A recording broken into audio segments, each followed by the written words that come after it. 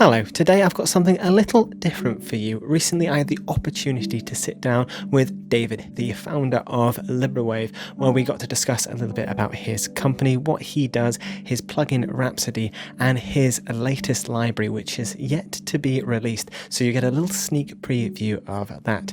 But without further ado, I'll let you enjoy the interview and the conversation that went between us.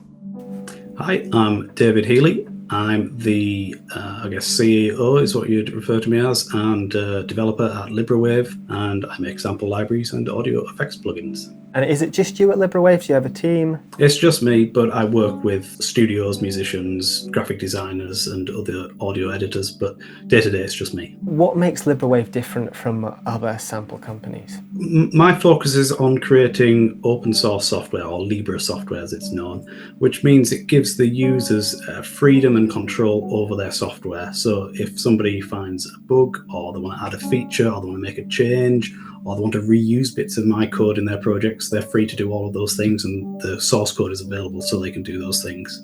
And from a user's point of view, just an everyday user who's not a programmer, you get the reassurance of knowing that the code can be audited. So I'm not going to hide anything sinister in there. There's no tracking, there's no malware, there's no DRM, none of those things. So even if you're not a programmer, you can benefit from the open source nature of the software. I think I've noticed that as well. There's already some people have released some libraries for Rhapsody. I think there was string formations and there was another piano residence that another gentleman made using Rhapsody as its backdrop. What is Rhapsody specifically then? So when you make a plugin, you have two choices. You can either compile it to a VST, or you can load it into a player, you can make an instrument and put it in a Contact player, for example. The player option is more appealing from a developer's point of view because it's simpler to manage. So I decided to make my own player, which is Rhapsody, so that I could avoid all that extra complication. Makes sense. What got you into sampling? Tin whistles. I was working on a piece of music and I wanted a tin whistle, and I couldn't find a sample library. This would have been about 2009 or something. I couldn't find a sample library that did what I wanted to do. And I can play the tin whistle a little bit, not enough to be a musician, but enough to sample it. So I sampled my own tin whistle and built a library with that. And that's kind of how I got into it. And then I decided, I did a found sound percussion library, and I was selling that through my website. And from that, I got a bit of money, and I was able to actually pay a real tin whistle player, and we re-recorded the library and we released that, and that was the beginning. Is that still available, that library? No, I don't think it is. Oh. It might be available. I think you might be able to get it on like VST Buzz or Audio Plugin Deals or something. Okay, gotcha. But I've just recorded another tin whistle library. Well, I say just, it was last year, so okay. I'll be doing an update and incorporating some of the old samples as well. So okay, good. I was going to say we've got to revisit that. If yeah, well, it was originally a Contact library, and then I redid it in Highs. But because I haven't made it into a Rhapsody library, I'm trying to focus all my stuff on Rhapsody now. I've just sort of taken it off the site, but it still exists and it still works. Oh, good. Which kind of leads us quite nicely into what is your latest project then at Librewave? So that's my mariachi library, El Mariachi, and this has been a long-term project. It's probably the biggest project I've done, and it's a mariachi band from Mexico. So it's about 13 different virtual instruments. They're all different, so it's like guitars, trumpets, violins, and because of the mix of different instruments and each one having its own requirements, it's taken me a long time to put them together into a single package and to make sure that the violins have the stuff they need and the guitars have the stuff they need, and they're totally different from a programming point of view what the requirements are. So it's been quite an intense process. What inspired you to make an El Mariachi band sample library? Well, to start with, the name El Mariachi I've stolen from Robert Rodriguez because he made a film in the 90s called El Mariachi. And I just like the name, so that's why I went with that name. I've always been interested in sort of Mexican culture things, just through films and stuff like spaghetti westerns and Zorro and all those things that show Mexican culture filtered through Western media. So I've always had a sort of interest there. And then there's like video games like Grim Fandango. I don't know if you ever played that. Yeah. It's like an adventure game set in the Day of the Dead stuff. But more recently, there was a movie from Disney called Coco about this kid who wants to be a mariachi. And I think that's really when I started thinking that'll be a good thing for a sample library. And I had a look and I saw that there wasn't really any mariachi sample libraries out there. Mm-hmm. So what's the process then? So you had this idea, you wanted to create this mariachi band sample library. How do you make that a reality? So it starts just with me trying to learn a bit about the instruments, because the guitars, violins, and trumpets, okay, they're fine. But then there's things like the vihuela and the guitarron, and they have a unique harp as well. So I had to learn what is a mariachi band. Then it got deeper, because when you look at it, it's a trumpet, but it's not a trumpet like we know it. It's the same physical instrument, but it's used in a totally different way. And the same with the violins. So a lot of learning is how I start off, and then it's a case of finding the musicians. Now, I have done some for other projects. I do the recording myself, but I actually prefer to work with a professional, because I don't think of myself as a recording engineer. So I started by asking some of my contacts in the US if they knew any musicians who'd be suitable for this. I didn't really get anywhere with that, so then I decided to look up studios in Mexico. So I just went online, and the first one I found actually ended up being the one I worked with, and they were able to put me in touch with the musicians. And because of the language barrier, because most of the musicians don't speak English, it was really fortunate that I went with this particular studio, because the two guys who run it, they speak really good English, and they were able to translate. They hadn't done sampling before, but they knew about sample libraries. What measures did you take to preserve the authenticity and integrity of the traditional mariachi music in your samples?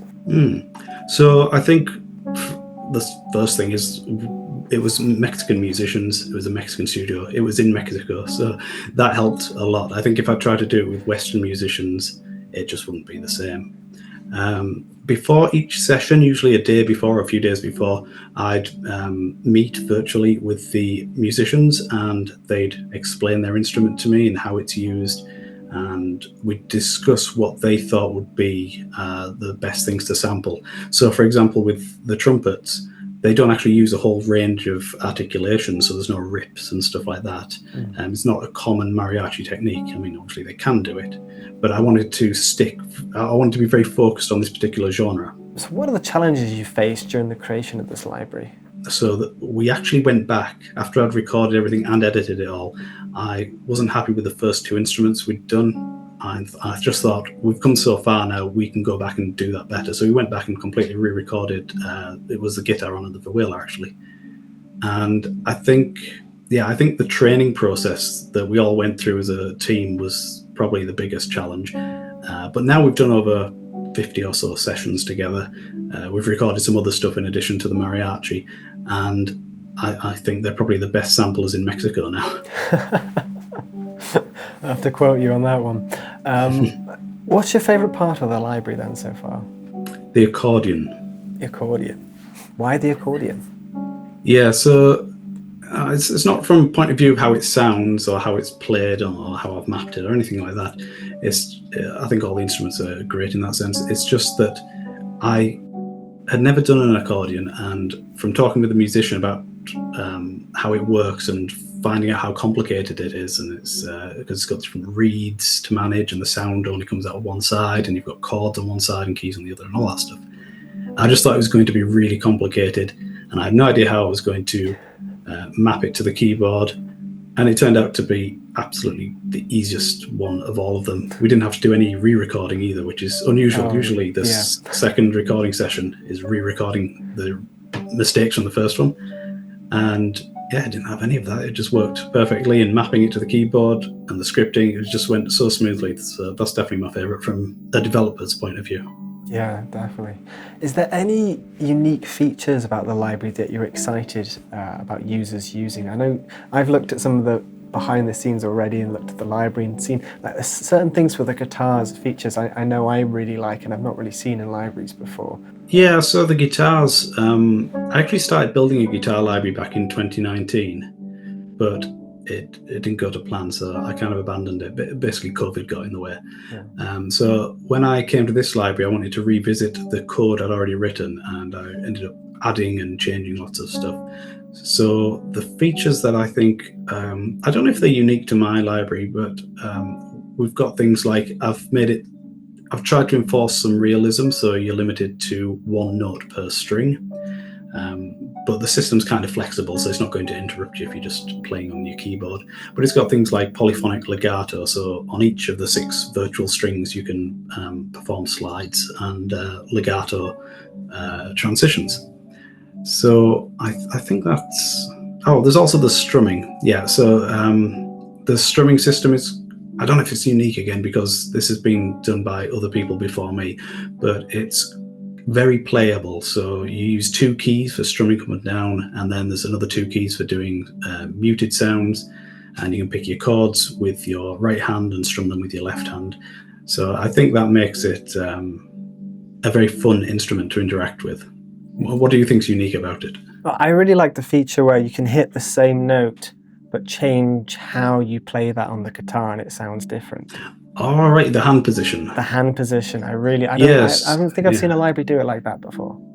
Yeah, so we recorded because that's the nature of the guitar. I mean, you can do it on violins as well.